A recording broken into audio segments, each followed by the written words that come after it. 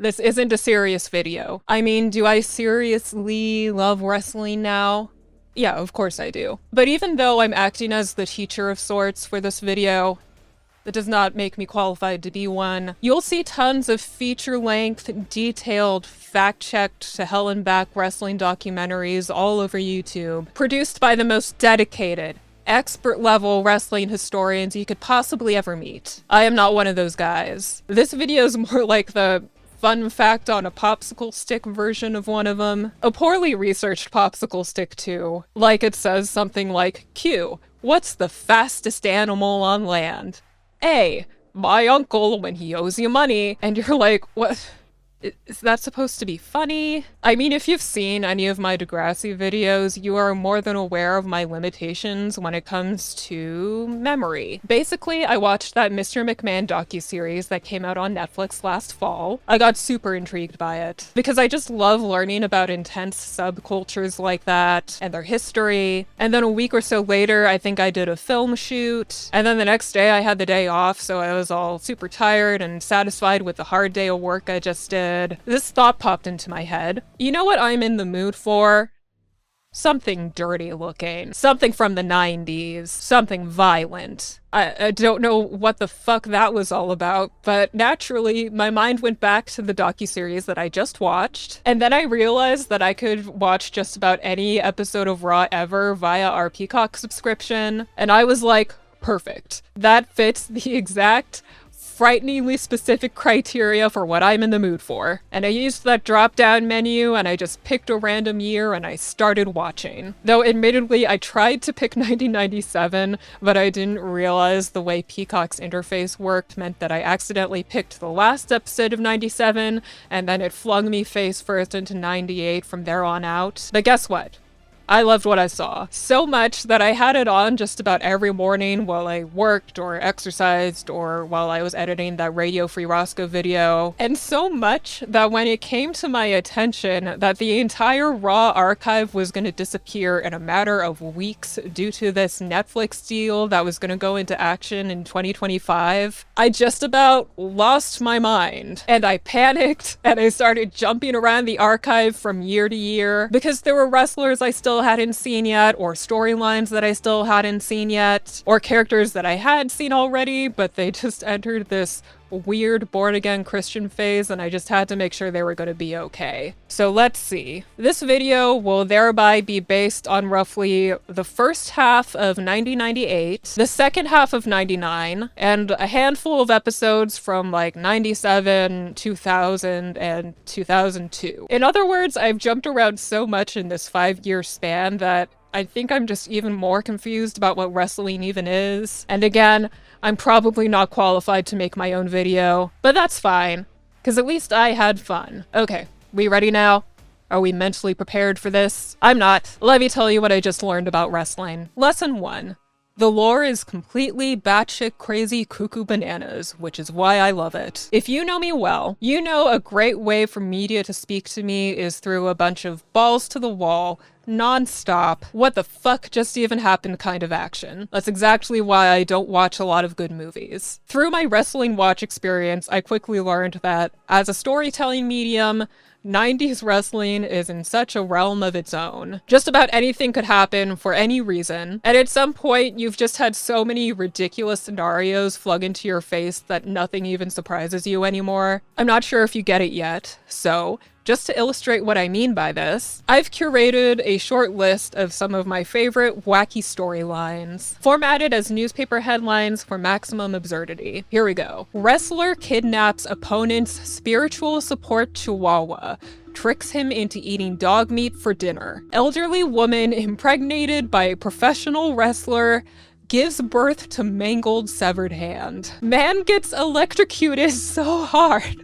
I love this one. Man gets electrocuted so hard, he catches Tourette's syndrome. Like, are you hearing this shit? At the start of my Raw watch, I dropped right in the middle of a major storyline that had been in motion for months already. And I gotta say, getting thrown into that with no context ahead of time, I was confused. There was clearly a lot established that I had missed, and it was assuming a lot of me and what I was supposed to know already beforehand that I simply did not. But then I was like, you know, this could be good content. Such a YouTuber moment. I thought that with this major storyline that surely sets into motion a lot of other lore going forward, it'd be fun to try to put all the pieces together on my own and rely only on my own brain to make sense of what I was watching. No internet research, no spoilers allowed.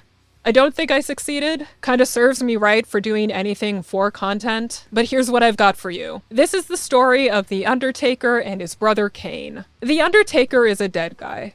Or he's like dead adjacent. He's this big, bad, stoic monster of a man who does his signature tombstone pile driver on everybody, and he doesn't have friends. Probably relevant to the tombstone pile driver habit. Whenever Taker gets knocked down by an opponent, he does that Michael Myers sit-up move and the whole crowd goes nuts. But then, one day, we got Kane. The Undertaker's 7-foot-tall little brother from hell. I'm serious. Kane's the big red machine. For clear reasons. He has to wear a mask because his face got burned to shit and back in a big fire that was The Undertaker's fault. The Undertaker's also apparently responsible for killing their parents in the same fire. So Kane's here for vengeance on behalf of his face and on behalf of their dead parents. I gotta say, already leaning Team Kane so far. The whole house flips its lid whenever Kane's entrance music comes on and the lights cut out. Like, they play him up to be the biggest monster in this situation, but it's not really working on me. Anyway, Kane wants to get to The Undertaker for revenge. But obviously The Undertaker's never just like hanging out in the ring, waiting to get his ass kicked. And The Undertaker also has this whole thing where he's like, I will never fight my own blood. I will never fight Kane. Everyone else in the building is fair game, but never gonna fight his own brother. He's gonna avoid that at any cost. So Kane just has to keep clearing out all of the other wrestlers in the building to get Taker's attention. He'll show up and then he'll choke slam whoever just happens to be there and be like, you see me now, big brother? I'll choke slam this innocent gorilla mascot who has nothing to do with us. You think I care? Only he's not actually saying all this because he leaves all the talking to his manager, who is named Paul Bearer. I'm serious. Paul Bearer is an absolute maniac. He's always screaming in the most batshit insane Southern accent I've ever heard in my life. And I'm half Southern, okay? Still was not prepared. Anyway, Kane goes around beating up all the other wrestlers and psychologically messing with The Undertaker all the way. I think it's at the Royal Rumble in '98 where he tosses Taker into a casket, and Kane and Paul Bearer set The Undertaker on fire and he disappears, to the horror of children nationwide. The Undertaker's gone for several weeks after that, until WrestleMania 14's on the horizon, and then he mysteriously reappears, being all threatening. Okay, Kane, I will fight you at WrestleMania.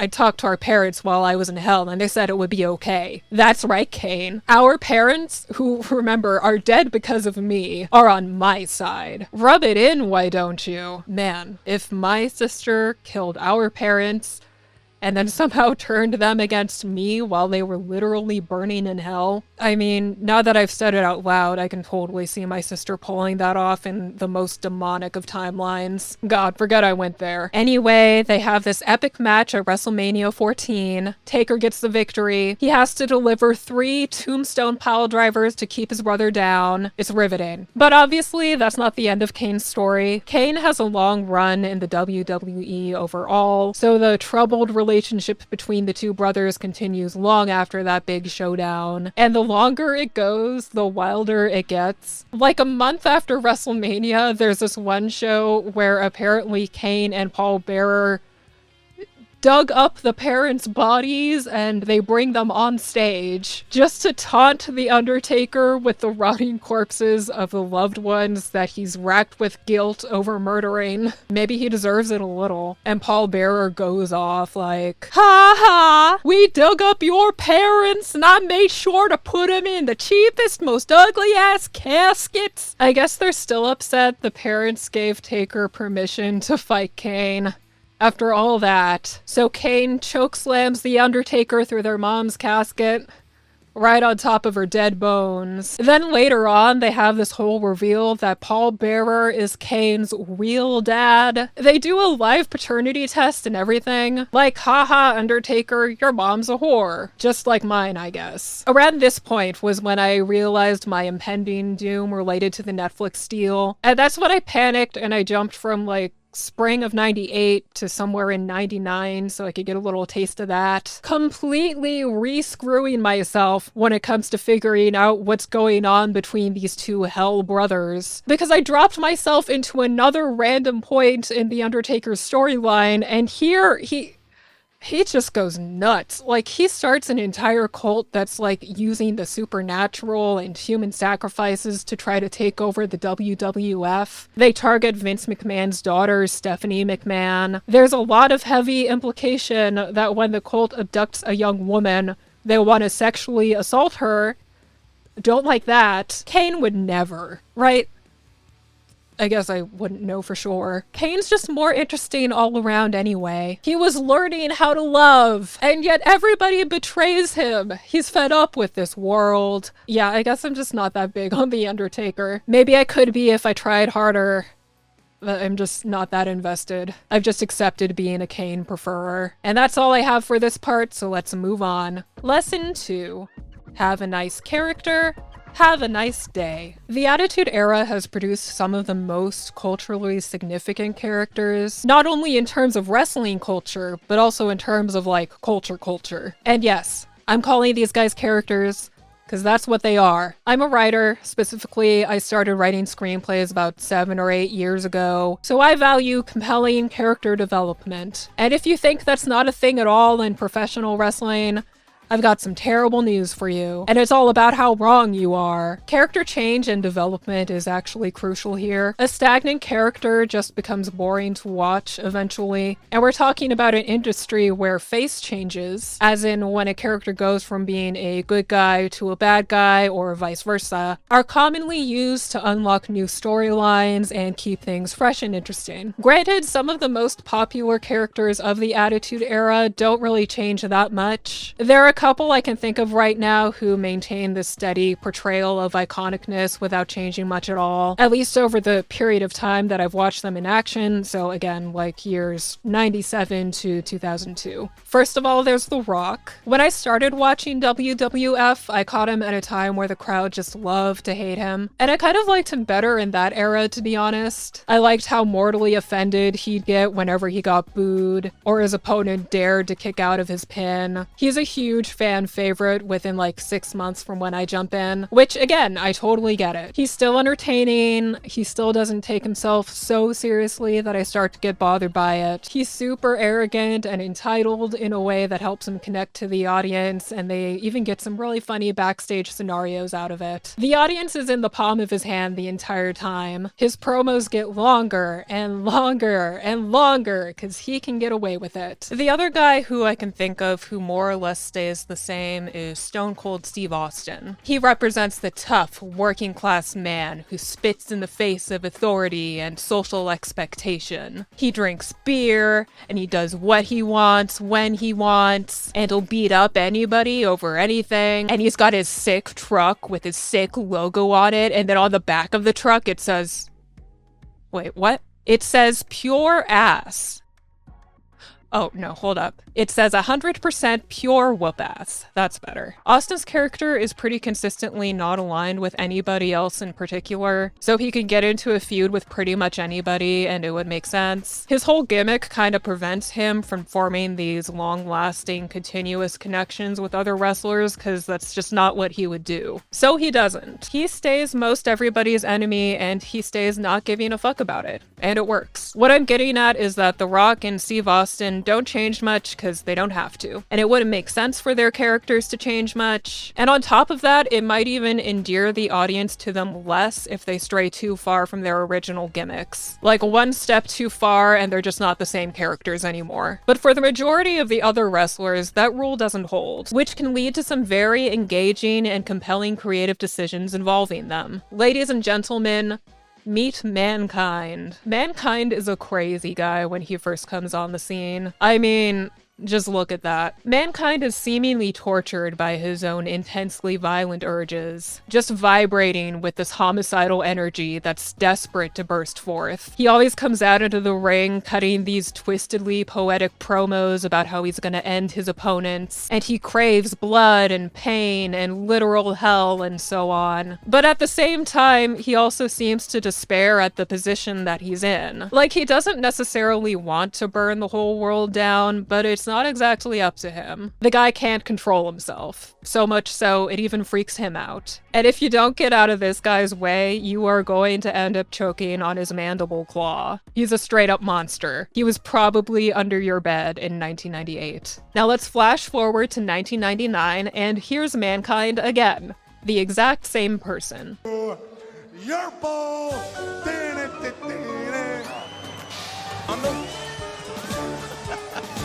I like you. Oh, I like you. Oh my gosh. I fucking love Mankind. Mankind's character development is really strongly given by his gimmick. His homicidal urges control him completely until he starts reaching out for connection with some of the other wrestlers, and then his issues start to take a different shape. Mainly to that of a socially awkward man whose mental health issues maybe deprived him of a lot of human connection in the past, but he's getting his life back, baby. He starts making all these earnest efforts to connect with the other wrestlers and make some real friends. Most of the time it doesn't work out because most of the other wrestlers still see him as this crazy, dangerous guy they gotta watch out for. But then he's also so sentimental they can't take him completely seriously, which is so sad and a little relatable to certain people, like me. And I think that's the point. Also, he starts throwing a gym sock on that mandible claw of his, and now it's Mr. Socko. What a good idea. It feels like we're watching Mankind overcome the obstacles produced by his own scary behavior, which makes it even more exciting to root for him and want him to succeed. When I tell you guys I got so irrationally upset when I watched The Rock drag Mankind all over the arena during their I Quit match, and when I say I got so angry every time The Rock turned down one of Mankind's bids for real friendship, and now I'm just realizing how heavily my Mankind feelings influence my The Rock feelings. Mick Foley created and portrayed Mankind, and he knew exactly what he was doing. You can just see how intentional he was with everything about Mankind's portrayal. Everything from his costume, to every iteration of his entrance music, to the Mr. Socko gimmick. It's just like how any other writer of any other type of media would want to flesh out their characters and get their audience to believe in them and emotionally invest in them. This shit is good storytelling, guys. I'm not kidding. And, guys, before we move away from talking about characters, I need to ask any WWE experts in the audience something. What the fuck is up with Gillberg? Who is Gillberg? And why? What is the joke? What am I missing here? And what is with the threatening pre-recorded Gillberg chants? Look around me, Michael. Well, I hear the chant, but I don't see any lips moving. I just don't get it. Lesson 3. Dumpsters. Okay, so I was obviously having a little trouble tying this part into the rest of the video. First, I tried taking this into a section on rivalries, and then I tried taking it into one on tag teams. But like, I realized that for either of those, there are literally so many much better examples. There was just no good or particularly educational reason for me to focus on this storyline for this part, so I gave up. Lesson 3 is dumpsters. Deal with it. Because I want to tell you the story about Cactus Jack and Chainsaw Charlie. Say hello to Cactus Jack. If Cactus Jack looks familiar to you, then good job. You're not some dumb face-blind fuck like me over here, because Cactus Jack is also portrayed by Mick Foley, aka Mankind. In total, Foley actually has 3 different wrestling personas: Mankind, Cactus Jack, and Dude Love. Though we will not be covering Dude Love today. Sorry, dude. I got plenty more where that came from. Cactus Jack is very emotional. And he's been having some trouble lately because there's this couple of assholes called the New Age Outlaws. These guys are the Road Dogg and Badass Billy Gunn. I love them so much. What a couple of cuties. They got a great theme song and they are terminally endearing. But the thing is, they are out to get Cactus and Charlie. I never found out why, so please don't ask. I'll assume it's belt related, like 99% of all wrestling feuds. One day Cactus is sick of it though, so he brings out this box on stage and he's like, check it out, my new tag team partner. Try and get us now, outlaws. Cactus's new tag team partner is named Chainsaw Charlie. And Chainsaw Charlie is a homicidal maniac portrayed by hardcore wrestling legend Terry Funk. Both Cactus and Charlie come from the extreme wrestling world, which means things like face planting in thumbtacks and barbed wire baseball bats and parting ways with your teeth. So when these two kick off a one-on-one dumpster match one night on Raw, no surprises there. What's a dumpster match, you ask?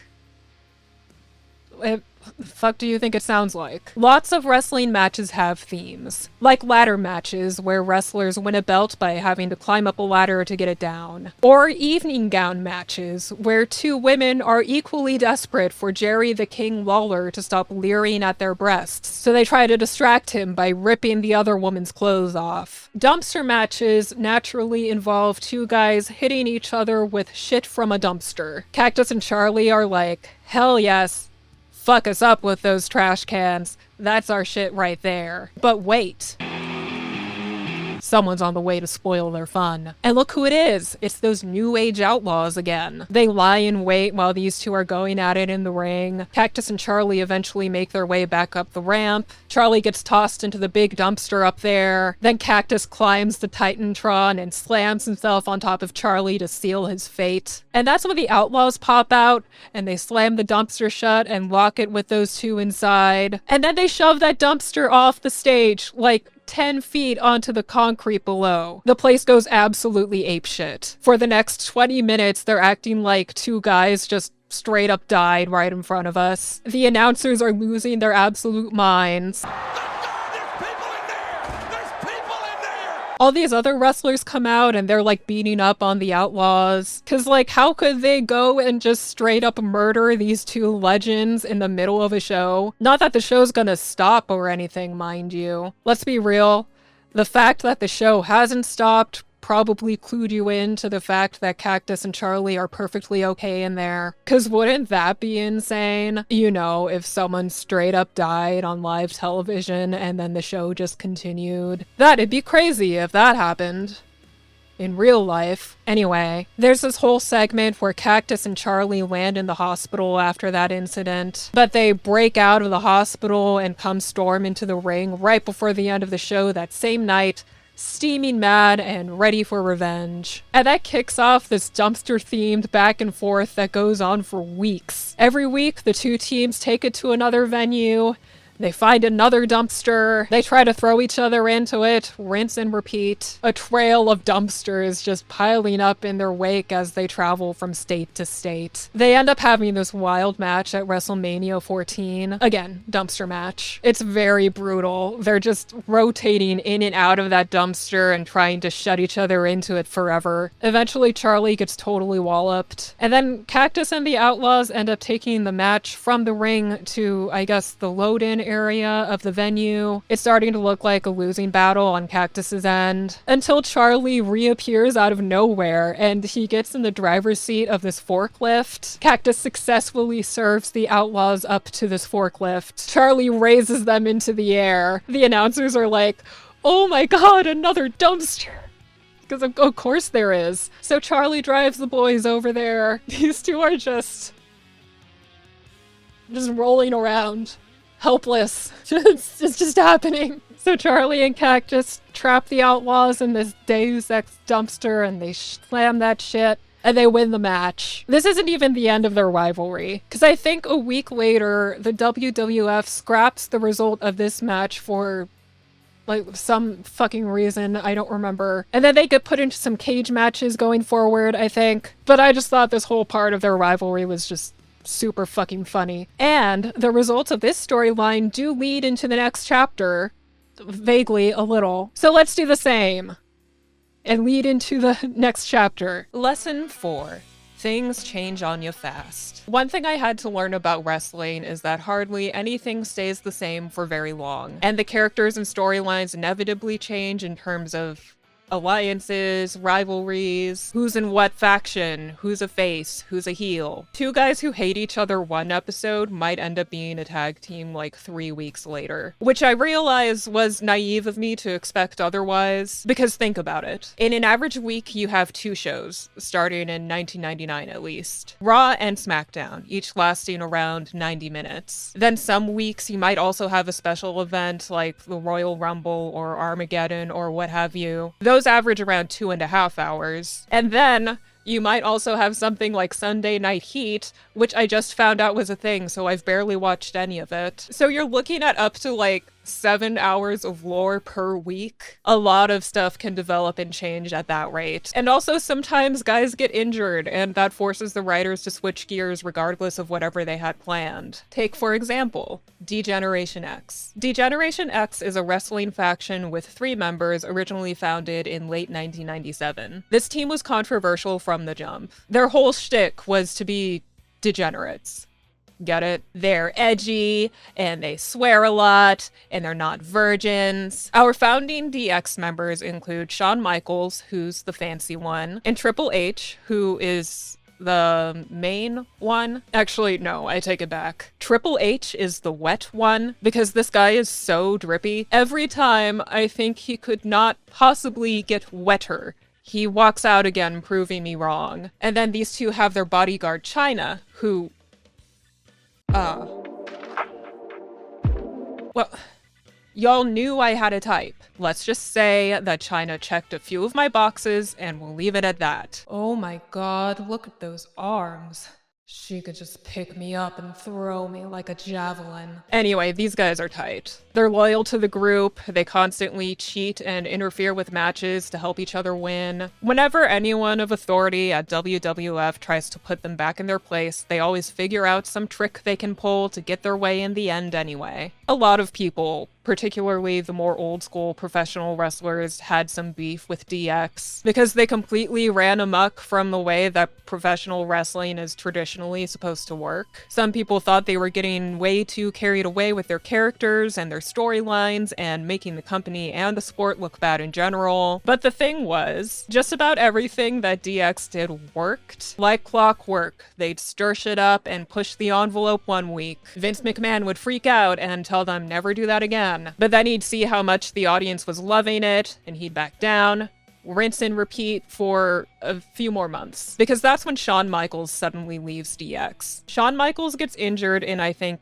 early 98, which leads to the cast of DX getting mixed up right after WrestleMania 14. First of all, the New Age Outlaws are official DX members now. We just talked about them. They impressed Shawn and Triple H through their treatment of Cactus and Chainsaw Charlie, so now they're as good as family. And then Triple H also brings into the fold his friend X-Pac, who I think he used to work for the WWF, and then he had multiple neck injuries, and so he was out for the count for a little bit. But he's back now. And of course, Chyna and Triple H are still in the group. I have never been great with change. I had just gotten attached to DX as I knew it, and I wasn't ready for this kind of thing to happen yet. But don't worry, because it works out. As I mentioned before, the New Age Outlaws are super lovable, they have a ton of personality, and they've already proven themselves to be adequate assholes, so they definitely belong here. They still keep their identity as a tag team, but now they are also in a group. I mean, how could you not love the Road Dogg? Just look at the little dance he does. What a sweetie. And Billy's secretly a gentleman. You just don't see much of that till later. I wasn't sure about X-Pac at first. I just didn't know anything about him. He's really in your face the second he joins DX, but the crowd was so stoked to see him back, I was just like, okay.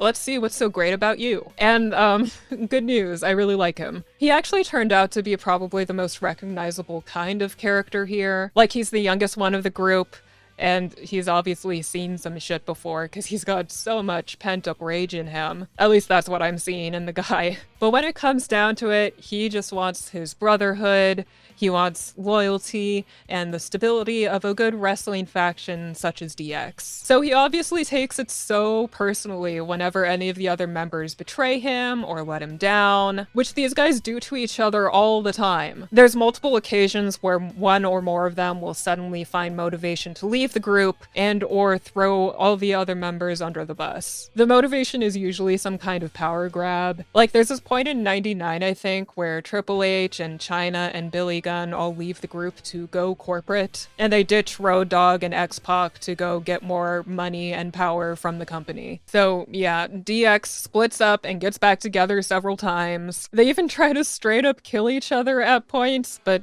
through it all, they all remain tied to each other in some way. They have this continuity that keeps coming into play and bringing some of them back together whenever the time calls for it. And the fact that there are so many DX members by now who all have different relationships with each other individually makes it even more interesting to split and restitch the group together in different ways and see how different members work together uniquely. Shawn Michaels has a specific relationship to Triple H, who has a specific relationship with Chyna, who has a specific relationship with Billy Gunn, who has a specific relationship with Road Dogg, who has a specific relationship with X-Pac, so on and so forth. So DX is actually a really good example of how continuity is maintained in the WWE despite whatever happens in the narrative. Also, this is a sidebar, but I just want to address this thing real quick. DX usually does decent promos. Like, they're usually really long, but some of them are fun. But there's this one pre-recorded sketch they did that just shits the absolute bed.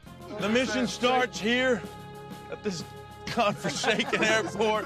And they just keep it like that and play it as is. No. Huh? That's the wrong plane. Don't! Christ! I mean, the result is still super endearing. Like, did y'all know I'd get such a big kick out of this in 2024? Should we go look for him now from here? How the hell are we gonna go look for him? Can you fly? I can't. I can't fly. If he doesn't come back, I'll handle things. What are you gonna handle?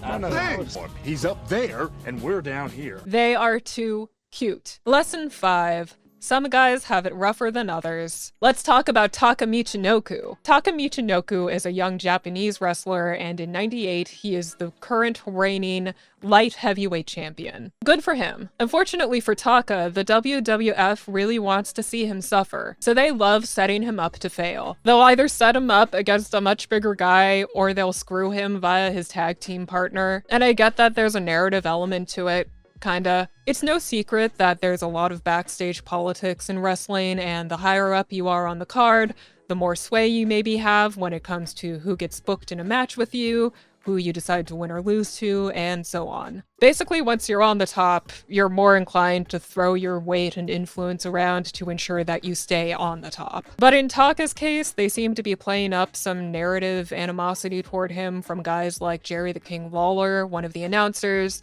and this wrestler named Brian Christopher. Basically, Brian and Jerry want Brian to win the light heavyweight championship belt, and they're also a little racist, and also Brian is Jerry's actual son, so that plays a part, but neither of them want to admit it. This leads to Taka getting his ass handed to him in the ring rather frequently. In the first episode I watched, Taka had a tag team match, so they assigned him a new tag team partner. This guy is called The Animal. He is apparently a legend. This absolute hairball of a man comes barreling down the ramp when he's called out. But instead of like paying attention to his surroundings or, doing anything appropriate, he starts eating the ring. Yeah, eating it. I mean, he is tearing it apart with his teeth and consuming it. He is eating the ring alive. And he's so wrapped up in eating the ring, he doesn't notice the other tag team starts beating Taka to death for like a full minute. Poor Taka's back there like,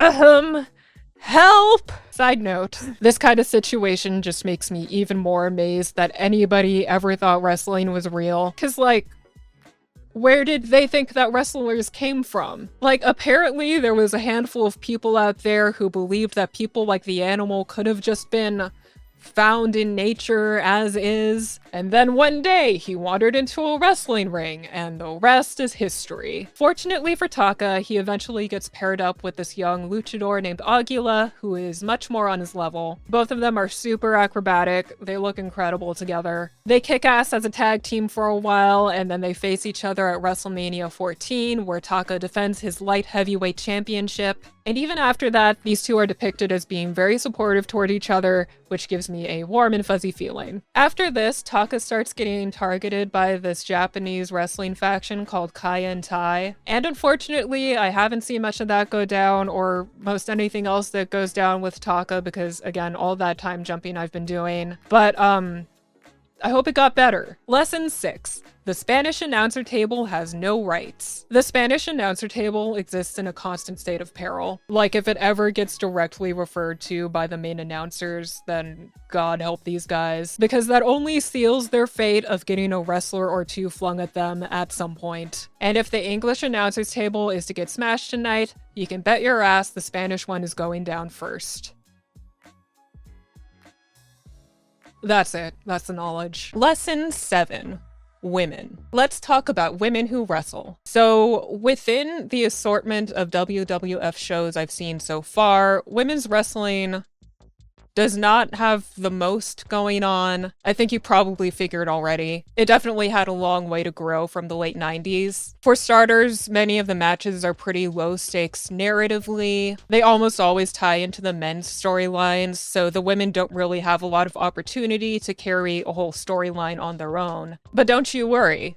I still have stuff to say about them. Out of all the wrestlers I've seen since I started watching Raw, male or female, I have to say that Luna Vachon is the most born for this job out of them all. Her promos are immaculate. Her character is ingrained. You just have to see her work. Luna is kind of like what would happen if you crossed a 1950s teenage greaser girl with an actual demon. Love that. And in my opinion, she was criminally underutilized in this era. The bulk of Luna Vachon content that I've seen so far has involved her feud with Sable, who was this valet who everyone at the time thought was the hottest thing to ever breathe. Sable was not a trained wrestler. In fact, from what I've read around the internet, she straight up refused to even learn how to take a bump from anybody. So I think the entire basis of their feud is just that Luna is jealous of Sable for her beauty, because of course it is. I just love when the company tries to mock these female wrestlers as if they didn't get hella jacked or freaky with their personal style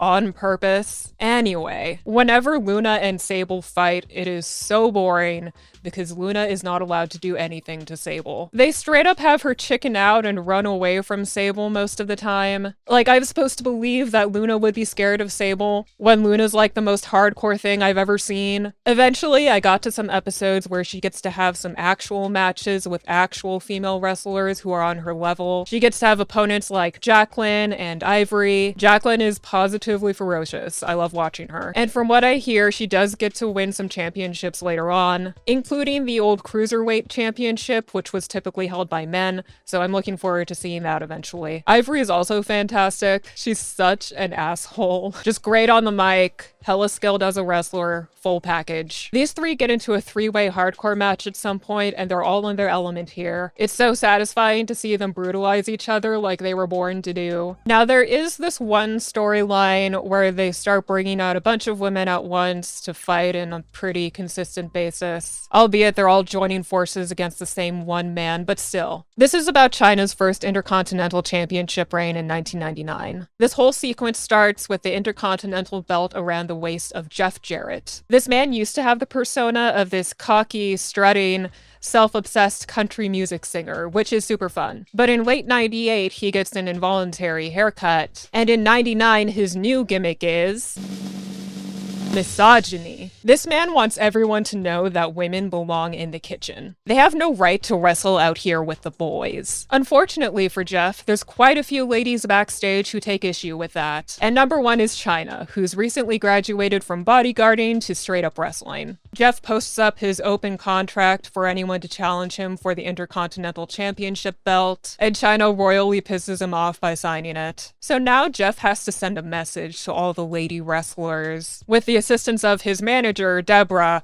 and Deborah's assistant, Miss Kitty. Jeff sets up all these matches for women that are strategically designed to humiliate them. I'm not sure where he gets this power, but he does. Think things like mud wrestling and making them fight to take each other's bikini tops off, because, haha, that's all women deserve to do. Just hold my belt and show titties. Jeff Jarrett is giving this role his all, by the way. He knows exactly how to work the audience and earn their heat. He somehow gets at least half of the male wrestling fans in the crowd to cheer on these women as they beat the hell out of him. So along the way, he keeps having these run-ins with China. I love when she foils his mud wrestling tournament by kicking him in face first. There's just a cycle of them ambushing each other, knocking each other out, putting aprons on each other. It's ridiculous. It escalates to the No Mercy pay-per-view in '99, where Jeff challenges China to a Good Housekeeping match. Another one of those themed matches. This time, instead of shit from a dumpster, they get to beat the hell out of each other with the kind of stuff you find in the average house. Think salad tongs, and toilet seat lids, and cake. It's hella entertaining, and China takes the win in the end. The crowd goes absolutely nuts for her too. Like, it's pretty amazing to see them support her like that. All these average American men in the audience taking a break from their 90s misogyny for China. I see you. Good job, guys. Even so, it's not like women's wrestling at the WWF soared in seriousness after this plotline. It still took a few years to get where it is today. I mean, part of the reason why I started watching Raw in '98,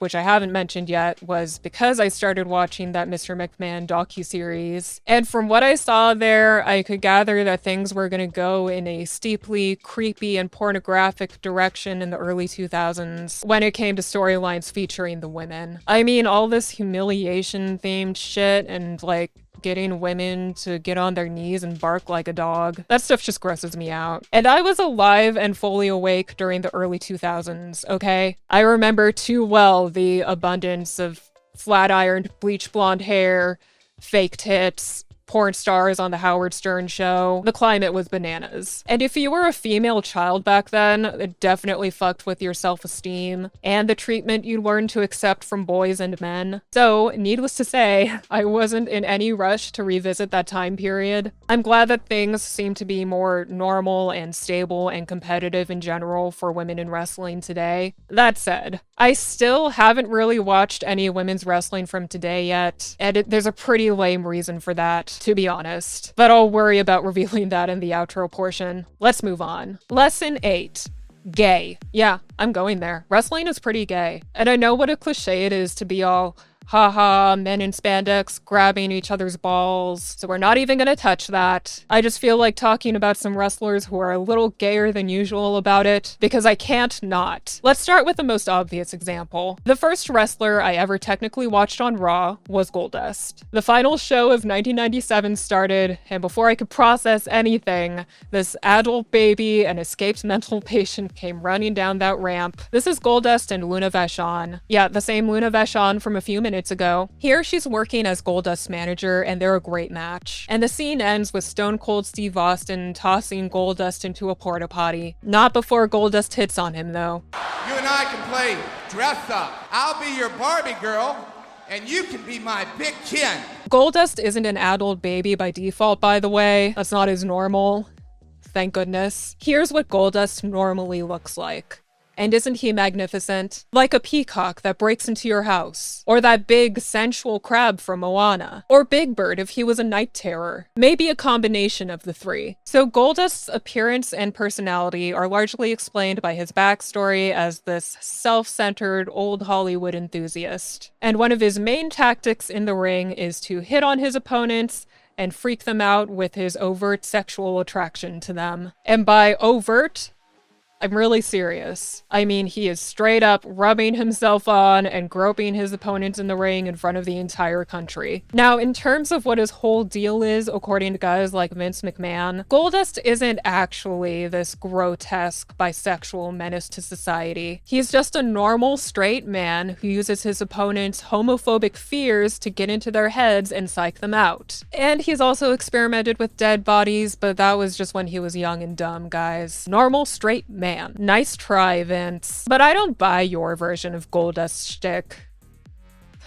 Goldust shtick. Because the psych-out factor clearly doesn't work that well. It feels like by 98, everyone was more or less used to it because their reactions don't seem to slow them down much at all. Actually, it seems to make his opponents even more dangerous. I think Goldust freaks out the announcers more than anybody here, and yet he's still out there groping everybody, getting himself beat up even faster. He definitely likes it. Goldust is portrayed by former WWE superstar Dustin Runnels, who is the son of wrestling legend Dusty Rhodes and the older brother to current WWE superstar Cody Rhodes. Dustin Runnels is possibly the most dedicated male performer in wrestling I've seen so far who hasn't sacrificed half his teeth to his work. This man was so devoted to being Goldust, he apparently went up to Vince McMahon and suggested getting real breast implants just to add something to this fictional character he played on TV for like 5 hours a week. Luckily, he didn't go through with it, but you see what I'm saying, right? Dustin Runnels is fearless. And when given the challenge of bringing a character like Goldust to life in the mid-90s, knowing that every teenage boy and his dad in the crowd was going to be screaming slurs in his ears, he took a big risk and he was immaculate with it. To this day, there are some wrestling fans and maybe some aggravated queer community people online who see Goldust as a huge step backwards for, you know, the gays. Like, they think he's just perpetuating these negative stereotypes about gay men being predatory and stuff like that. And I'm not about to say that take is straight up invalid, but I'll be real with you guys. When I started watching wrestling, I had so much stuff in my life to be pissed off about already. I just didn't have it in me to get all pressed about fucking Goldust. So maybe that's why I was able to just lean into him instantaneously, and I have no complaints. If you're gay and you don't like him, that's okay. I'll like him enough for the both of us. I think he's hilarious, so there. Just watch his in-character interview with Conan and you'll see what I mean. And before we kick out of this section, I have just one more thing to get off my chest. Okay, I'm gay. You all know that. But please believe me when I say I'm not the kind of gay that goes looking for gay things in everything I watch. I don't need extra external validation or to see reflections of my sexuality in every piece of media I consume. Gay representation can even really put me off if it feels forced. So I seriously can't believe I'm about to say this stupid phrase out loud, but let's get it over with. Sorry, trying that again. There is no... Pull yourself together, bitch. Spit it out. There is no heterosexual explanation for Degeneration X. Maybe there was back then, but not anymore. That makes no sense. Listen. These guys are so horny for each other, and I can't overlook that. They're always grabbing at each other and shimmying around all sexy, and finding excuses to get naked and hump their opponents and stuff like that. I guess it all started with Shawn, because people who didn't like him back then would call him gay all the time for being pretty. And as a good heel would, he leaned way into it to piss off the haters even more. So I get that that's just wrestlers doing good wrestling work. But you can't just plant all these little gay moment seeds into my brain and expect them not to grow into these massive, throbbing redwood trees. I feel like I'm gonna get trashed by wrestling fans for saying this, so I'm a little nervous. I know it's all work. I know it's the DX gimmick. They'll double down on literally anything the audience hates about them, so I know I can't just say, it's gay, but it is. There's just no getting around it. It's so consistent and in your face. I'm looking at them all a little sideways, let's put it that way. And you know what? I just think these guys are even more badass now, because the audience response could have gotten so ugly back then for the same reason as with Goldust. And either way, defiant homoeroticism was a much better move for their characters than denial, because denial is weak. Denial just shows how much the gay allegations actually bother you. But do these guys look bothered? Fuck no, they don't. They're like, oh no, does it bother you when I kiss my friend on the lips? Does it make you cry when I rub his ass? Oh no, I guess you'll just have to watch me do it again next week. And, I don't exactly have a place to land for this section either. I just needed some space to say all that out loud. So thanks for that. It seems to me that in terms of male-dominated sports and spaces, wrestling is relatively gay-friendly and has been for a while. The guys in the sport seem to have a really good sense of humor about it. And in the indies, we even have characters popping up like Gane. See, he's like Kane, but gay. Thank you all for consuming my wrestling fun fact popsicle stick with me today. This video was a lot of fun to come up with, and if you're still with me this far, I mean, I hope it's because you had a good time too. Can I tell you guys a secret real quick? I tried watching the new Raw's Netflix show on January 6th. It didn't work for me. Aside from the fact that I had no idea what was going on, I guess my internet speed was not cut out for it, because the picture looked like total garbage on my end. And the little bits and pieces of it I was able to see clearly, they were just too pretty. I don't know, guys. There was just so much technology and big screens and special effects. The ring is so abnormally clean. And then there's all these logos on the mat from their corporate sponsorships. It's weirdly hard to look at. I get that I'm being so dramatic about it, but this just wasn't what I started watching wrestling for in the first place, you know? Like I said, I put it on in the first place because I was in the mood for something 90s, nostalgic, and kind of dirty. I was in it for the roughness and the unpolished graphic design and the lighter censorship, the edginess. And I guess another part of it is the way that it all happened a long time before I had to worry about all the stuff I have to worry about this year. Like, none of those problems existed when Kane was getting a girlfriend or Steve Austin was playing with action figures of himself, you know? It just doesn't cheer me up the way the old stuff does, that's all. I'll be real. The day I started watching wrestling, I was at a point in life where I don't even remember the last time I felt so alone. I know I said I'd just been out of film shoot, but in a way that was also part of the problem. And to be even more real, it's gotten pretty worse since then. I'll spare you guys the details. Like, it's gonna be fine, but still, it's been rough. Lately, watching old WWE stuff is one of the few things I get to legitimately enjoy on a regular basis. So, needless to say, I really, really hope that Netflix continues to upload those old Attitude Era episodes so I can give it a real, comprehensive watch, and then I'd watch things way more chronologically to fill in all those plot holes in my brain. Maybe I'd even give The Undertaker another chance. But that's enough from me for today. Remember to... and I'll see you next time.